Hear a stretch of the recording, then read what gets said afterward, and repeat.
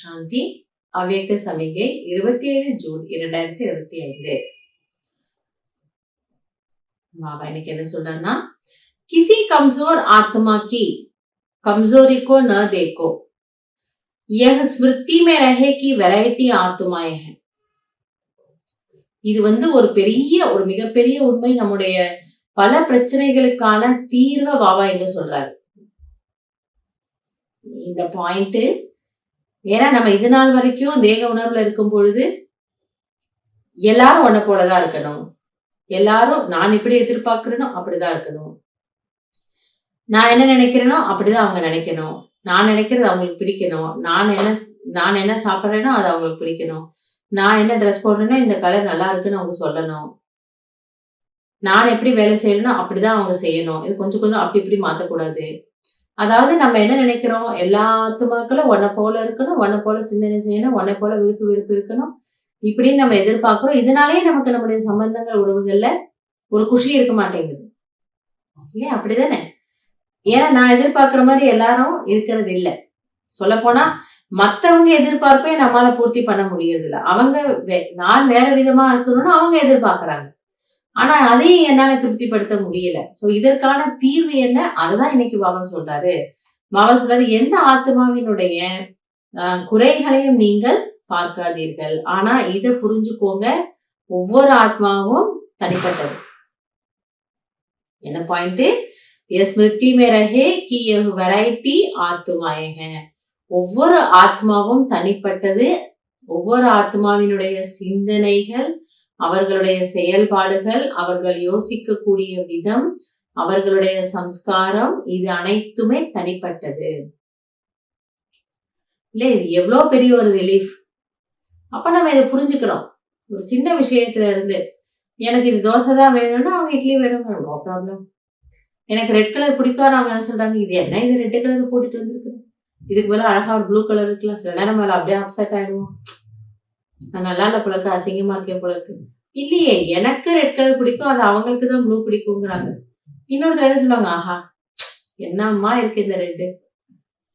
அப்ப இதுல 100 பேர் இருந்தாங்கன்னா அது 20 பேருக்கு ரெட்டு பிடிக்கலாம், 20 பேருக்கு ப்ளூ பிடிக்கலாம். அது அவங்களுடைய விஷயம். அதுக்காக நான் நல்லா இல்லை, நான் அசிங்கமா இருக்கேன், நான் அழகா இல்லைன்னு அர்த்தம் இல்லை இல்லையா? ஒரு சின்ன உதாரணம். ஏன்னா ரெட்டு பிடிக்கிறதுங்கிறது ஒரு ஆத்மா இல்லையா, ஆனா ப்ளூ தான் பிடிக்குங்கிறது ஒரு ஆத்மா. அது அந்த ஆத்மாவுடைய விருப்பம், இது இந்த ஆத்மாவுடைய விருப்பம். சோ இதுல எதுவும் தப்பும் கிடையாது, ரைட்டும் கிடையாது. அதனாலதான் இதை பாபா புரிய வைக்கிறாரு. என்ன சொல்றாரு, ஒவ்வொரு ஆத்மாவும் தனிப்பட்டது, அவங்களோட திங்கிங், அவங்களோட சிந்தனை விதம் வேறு வேறு. இதை நம்ம கம்பேர் பண்ணவே முடியாது. இது ஒன்ன போல இருக்குன்னு எதிர்பார்க்கிறதும் அஞ்ஞானம். இது ட்ரூத், இது ஃபேக்ட் கிடையாது. சப்கே பிரதி ஆத்மிக் திருஷ்டி ரஹே. ஆனா என்ன நினைக்கணுமா, ரெண்டு நல்லா இருக்குன்னு சொன்னாங்களா, ஆத்மா ரொம்ப நன்றி, சரி உனக்கு எனக்கும் ஃப்ரீக்வன்சி ஒன்னா இருக்கு போல இருக்கு, ரொம்ப நல்லது. ப்ளூ நல்லா இருக்குங்கிறாங்களா, ஆத்மா ரொம்ப நல்லது, சரி இந்த ரெட்டு உனக்கு பிடிக்கல, நோ ப்ராப்ளம், இதை நீ ஏத்துக்கணும், நான் உன்னை டிமாண்ட் பண்ண மாட்டேன். அதே சமயத்துல ப்ளூ நல்லா இல்ல, ரெட்டு நல்லா இல்ல நீங்க ஏன் சொன்னீங்க, அதையும் நான் சொல்ல மாட்டேன். நான் உங்களை நிந்தனை செய்யவும் இல்லை, நான் உங்களை ஃபோர்ஸ் பண்ணவும் இல்லை, நியூட்ரல் ஆயிடுறேன். ஏன்னா இது ஆத்மா. அந்த ஞானத்தை நம்ம அங்க அப்ளை பண்றோம். இந்த ஒரு சின்ன விஷயத்த நம்முடைய வாழ்க்கையில நம்ம அப்ளை பண்ணிட்டோம்னா எல்லா சம்பந்தங்களுடனும் என்னால குஷியா ஹாப்பியா இருக்க முடியும். ஏன்னா நான் எதையும் யாரிடமும் ஃபோர்ஸ் பண்ணவும் இல்லை, அதே போல இன்னொருத்தர் என்ன ஃபோர்ஸ் பண்றதுக்கு நான் அலோவ் பண்றதும் இல்லை. ஏன்னா நான் ஆத்மா, என்னுடைய விருப்பம் கூட வேற. ஆனால் எது சரியோ அதை நம்ம செய்வோம். ஏன்னா நம்ம ஸ்ரீமத்ல இருக்கிறோம். ஏன்னா பாபா நமக்கு புரிய வைக்கிறார் இல்லையா, அதனால நாம தவறு செய்ய மாட்டோம். ஸ்ரீமத் படி எது சரியோ அதை நம்ம செய்துட்டு போவோம். அதற்கு மற்றவர்களுடைய ஒரு ஒப்புதல், ஏன் இங்கிலீஷ்ல அக்னாலேஜ்மெண்ட் சொல்லுவாங்க, அந்த ஒப்புதல் தேவைங்கிற அவசியம் இல்லை. இதை நம்ம புரிஞ்சுக்கிறோம். ஆத்மா கே ரூப் மே உன்கோ ஸ்மிருதி மே லானே சே பவர் தே சகேங்கே.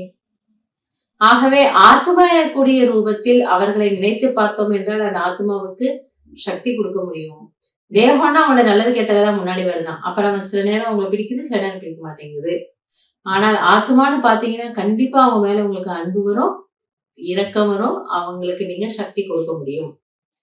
आत्मा बोल रही है, आत्मा के यह संस्कार है, यह पाठ पक्का करो तो सबके प्रति शुभ भावना स्वतः रहेगी. அப்ப பாபா சொல்ல அதை பிராக்டிஸ் பண்ணுங்கிறாரு. ஒரு ஆத்மா பேசுது, ஒரு ஆத்மா பாக்குது, ஒரு ஆத்மா உட்காருது, ஒரு ஆத்மா எழுந்திருக்குது, ஒரு ஆத்மா என்னோட சம்பந்தத்துல வருது. இப்படி நீங்க எல்லாவற்றையுமே ஆத்மா ஆத்மா ஆத்மான்னு பிராக்டிஸ் பண்ணிட்டீங்கன்னா தானாகவே உங்களுக்கு எல்லார் மீதும் அனைவர் மீதும் சுபபாவனை என்பது ஆட்டோமேட்டிக்கா வந்துடும். இதுக்காக நம்ம எக்ஸ்ட்ரா முயற்சியில செய்ய வேண்டிய அவசியம் இருக்காது.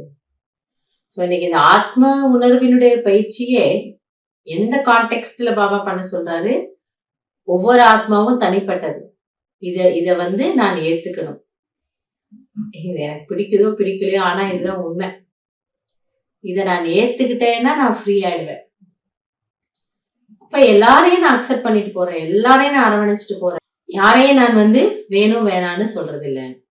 இப்ப எல்லார் மேல எனக்கு சுபபாவனை வருது. எனவே இன்னைக்கு இந்த பாயிண்ட நல்லா நம்ம பிராக்டிஸ் பண்ணலாம்.